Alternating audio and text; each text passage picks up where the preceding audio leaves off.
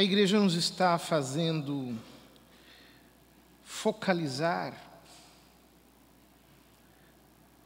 o nosso olhar do Espírito Santo. E, de fato, quando nós lemos o Evangelho de São João, nós percebemos que, assim como no de São Lucas, existe uma questão, uma espécie de subtexto, que nós captamos apenas quando nós lemos com muita atenção. São Lucas foi discípulo, amigo, companheiro de São Paulo. E São Paulo não conheceu Cristo nos dias da encarnação. A sua conversão acontece depois, um pouco tempo depois, mas alguns anos, alguns bons anos. E São Paulo é alguém que capta o núcleo do Evangelho. Porque é assim que muitas coisas acontecem, né? Às vezes, aquela primeira geração viveu, está muito impregnada de tudo, tem muita informação, tem uma dificuldade para fazer uma espécie de síntese. E alguém que chega de fora é capaz de pegar o núcleo de tudo. Mas tem um problema. Ele não é testemunha ocular do que aconteceu com Jesus. Então, no Evangelho de São Lucas e nos Atos dos Apóstolos, nós percebemos uma certa flexibilização disso. Quando São Lucas começa o Evangelho dizendo que fez uma série de entrevistas, foi atrás de pessoas que foram testemunhas oculares para dizer: eu não preciso ser uma testemunha ocular, eu posso ouvir os outros falando. Mas, sobretudo, nos Atos dos Apóstolos, fica muito claro que o protagonista é o Espírito Santo. Ou seja, não adianta muito eu ser testemunha se eu não tenho o testemunho interior do Espírito Santo, que é o que faz com que a mensagem esteja viva dentro de mim. E efetivamente, é isso de que está munido São Paulo em todo o seu ministério. Um pouco mais adiante, quando o Evangelho de São João é escrito, estamos no final do século I, pelo menos, nós temos questões também que vão na mesma linha.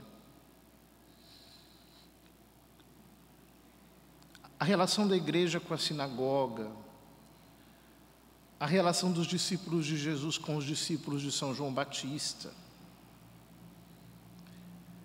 E, mais uma vez, São João e seus discípulos, a sua comunidade, apresentam Jesus como a palavra, como a sabedoria eterna, como a nova Torá de Deus.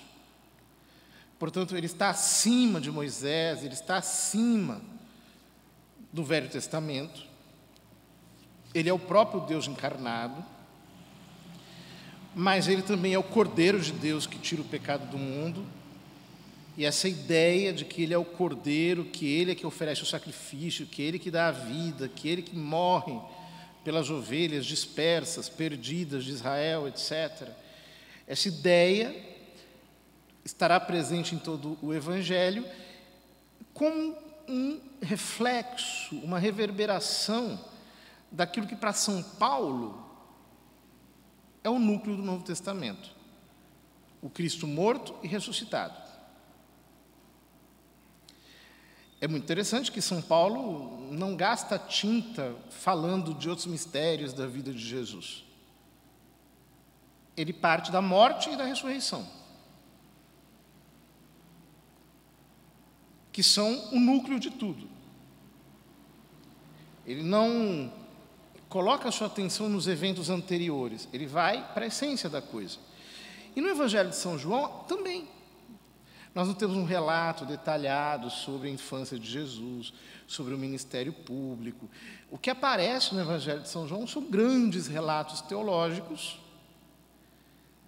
mas, assim como no Evangelho de São Lucas, o Espírito Santo é o grande protagonista, que está por cima, inclusive, de toda a possibilidade de testemunho humano. Ele também, como que reverbera essa mesma ideia em diversas passagens. Por exemplo, na primeira epístola, quando ele diz: não tendes necessidade de que ninguém vos ensine, a própria unção vos ensina. É forte isso. Porque ele está colocando o testemunho interior do Espírito Santo, inclusive acima de uma mediação terrena. Ou seja, não são apenas as testemunhas oculares. Espera aí, há algo a mais. No Evangelho de hoje, essa ideia aparece na boca de Jesus. Tenho ainda muitas coisas a dizer-vos. Alguém poderia dizer, então diz. Diz. Aí Nosso Senhor diz, mas não sois capazes de as compreender agora. Por que eles não são capazes de compreender ali? Porque antes dos Pentecostes, nós vamos ver isso na primeira leitura do próximo domingo, que é dos Atos dos Apóstolos, o relato mais detalhado da construção narrativa da ascensão. Os apóstolos falam ainda sobre a restauração do reino de Israel, de Jerusalém. Ou seja, o que São Lucas está dizendo? No fundo, isso explica o que São Lucas narra no início de Atos, quando ele diz, olha, essa gente ainda está discutindo sobre se ele vai fazer um reino em Jerusalém. Eles não entenderam ainda. Jesus está dizendo aqui, não sois capazes de as compreender agora. Vocês, testemunhas oculares, apesar de terem andado comigo esse tempo todo, vocês não são capazes de entender agora. Impressionante isso, né? Porque às vezes a gente acha que só o fato da gente estar numa posição de comando, de liderança, de destaque, de autoridade, de hierarquia, que aquilo já nos qualifica 100% para o ensino. E aí Jesus diz, vocês não são capazes de entender nada. Vocês não são capazes de entender. E por que vocês não são capazes de entender? Porque vocês não são capazes de entender, ponto final. A mente de vocês é curtinha ainda. Vocês ainda estão muito fixos àquilo que vocês tinham no coração, como paradigma, aquilo os condiciona demais. Vocês não percebem a amplidão da mensagem. Vocês ainda estão pensando que é uma questão de judeu, de Israel, de nacionalismo judaico, de messianismo político, que o Messias vai ser o rei de Israel, que vai tomar o poder e que vai criar uma dinastia davídica e tudo mais. Vocês não estão entendendo nada. Porém, quando vier o Espírito da verdade, ele vos conduzirá à plena verdade. A plena verdade aqui é a plena no sentido qualitativo da palavra. A verdade vai se mostrar com toda a força que ela tem para vocês. Aí que vocês vão cair em si daquilo que vocês já estão cientes, mas não são conscientes. É impressionante isso, né? A gente pode ser ciente, mas não ser consciente da mensagem. São Paulo diz que a ciência incha, mas a caridade edifica, né? É para dizer que Eu posso ter ciência de muita coisa, mas sem o Espírito Santo, eu não me aproprio daquilo. Quando ele chega, o testemunho fica vivo.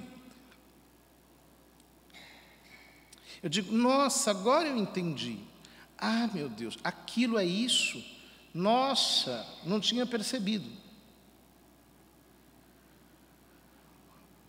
Quando a luz do Espírito Santo entra em nós, as mesquinharias desaparecem, os partidarismos também, os regionalismos,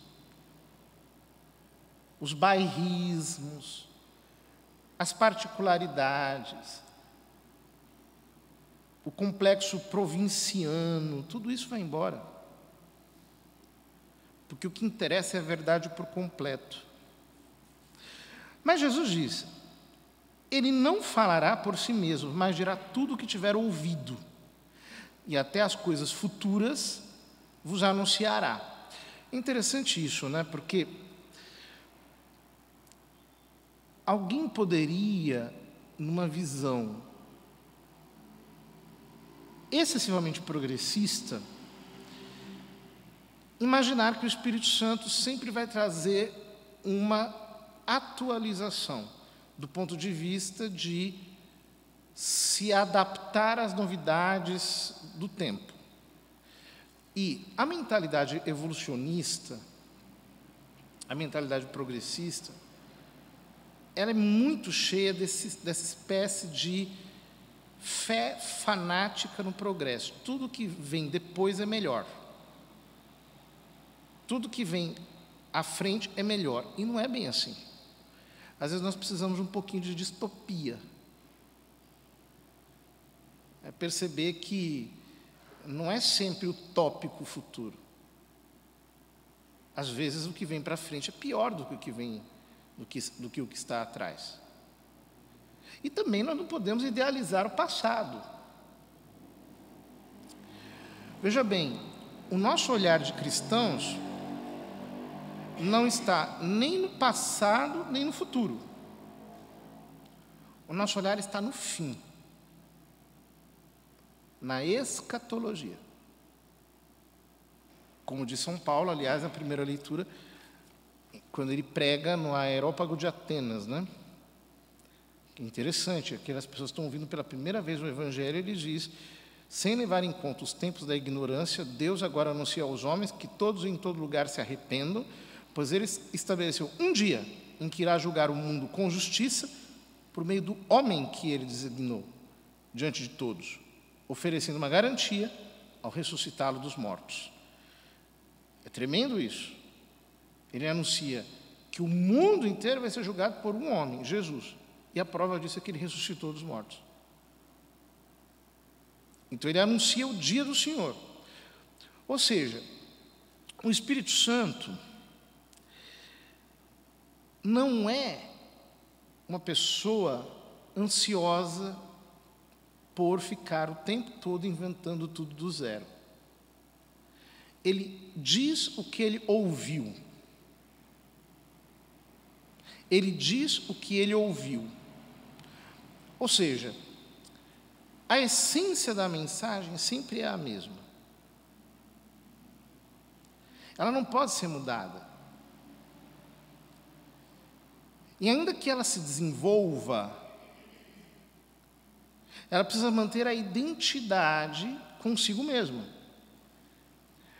Houve um momento na história da igreja em que, houve vários momentos assim, mas um deles foi o mais traumático de todos, foi a chamada crise ariana, em que, ao menos se nós fizermos valer o testemunho de São Jerônimo, no tratado dele contra os luciferianos, ele diz que um belo dia o mundo amanheceu e admirou-se de achar-se ariano. Todo mundo era ariano, com exceção de um, Santo Atanásio. E ele, bravamente, com seu grupinho de fiéis, foi excomungado, etc. Depois ele devolveu a fé para a igreja. Ele convenceu a igreja inteira da verdade da fé. Ou seja, o Espírito Santo estava em Atanásio, que contramajoritariamente estava dizendo a verdade. Passada a crise, São Vicente de Lérins, São Vincent de Lerins, escreveu um tratado chamado Comonitório. É uma espécie de manual para os tempos de crise. É um livrinho que vale a pena ler. E ele diz, olha, quando a coisa fica feia, quando fica todo mundo desorientado, quando a coisa está perdida, o que a gente tem que fazer? Vamos olhar para a fé que precisa ser a mesma, conservada, semper ubique et ab omnibus, sempre, em todos os lugares e por todos. É a fé católica. Você nota que ela é a mesma inalterável ao longo das gerações. Mas ele explica ali que, de fato, há um desenvolvimento teológico.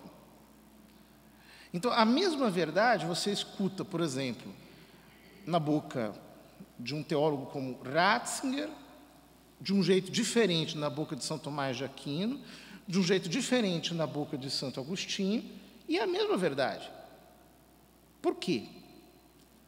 Diz ele, assim como um bebê, você pega a foto de um bebê e compara com a foto desse mesmo bebê adulto, você diz, olha, uma coisa não tem nada a ver com a outra, mas são a mesma pessoa, a fé possui um desenvolvimento orgânico. Então, paradoxalmente, existem elementos da fé que são mais claros para nós hoje do que no tempo apostólico. Embora no tempo apostólico, muito mais próximos da fonte, aqueles elementos da fé estavam contidos com mais força. É mais ou menos como um produto altamente concentrado, que depois ele é diluído ao longo da história. Mas é o mesmo produto, com níveis de concentração diferentes. Hoje, há muitos elementos da fé que estão mais claros. A igreja chegou a uma compreensão mais nítida, laboriosamente. Isso é obra do Espírito Santo. Isso é obra do Espírito Santo. E é uma obra que o Espírito Santo faz conciliando, inclusive, elementos que não são propriamente teológicos ou doutrinais ou escriturísticos. Por exemplo, os padres da igreja diziam que havia muita verdade contida nos pagãos, na filosofia pagã. Platão, Aristóteles, Heráclito, Parmênides, Epicuro, todos esses filósofos antigos tinham, diziam eles, logos spermáticos, sementes do verbo, sementes da verdade, estavam ali espalhadas. Ora, quando tudo isso foi incorporado numa coisa só, e eles foram utilizando o instrumental terminológico, filosófico, para lançar luz sobre a fé, as verdades da fé foram ficando cada vez mais esplendorosas, mais límpidas. Isso é maravilhoso. O cristianismo é fruto dessa fusão. Ora, o mesmo Espírito da verdade que espalhou aquelas sementes lá, é o que se revelou aqui, e é o que depois permitiu, pela iluminação da inteligência, que uma coisa servisse para a explicitação da outra. E é maravilhoso perceber isso. É maravilhoso perceber como o cristianismo introduziu temas que estavam completamente ausentes na compreensão dos homens até então. Toda a reflexão sobre a liberdade, sobre o que é uma pessoa e muitas outras coisas. Isso tudo é de Cristo. Isso tudo é de Deus. Onde a verdade está, ela é de Cristo. E o Espírito Santo toma o que ele ouviu. Toma o que ele ouviu. Ele me glorificará, porque receberá do que é meu e vou-lo anunciará. Tudo que o Pai possui é meu. Por isso disse que o que ele receberá e vos anunciará é meu. Portanto, o Espírito Santo sempre nos vai levar a Cristo, sempre. E isso para nós é muito importante em 2 níveis. Em primeiro lugar, a verdade sobrenatural só penetra numa alma que a saboreia intimamente. Através da oração, através da vida espiritual.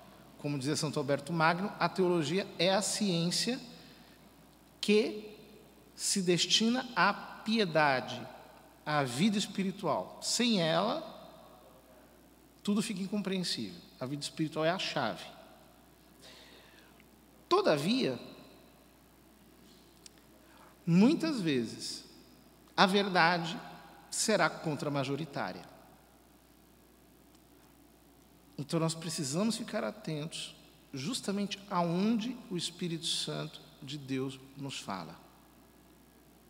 E termos a luz e o fogo do Espírito dentro da nossa alma, porque é isso que faz com que a nossa palavra seja credível. Não basta ter autoridade externa, não basta ser testemunho ocular, não basta estar assim imbuído de um cargo, um título, isso não é nada. Sem a unção, tudo que nós dissermos não passará de letra morta, porque, como diz São Paulo, a letra mata, o Espírito vivifica.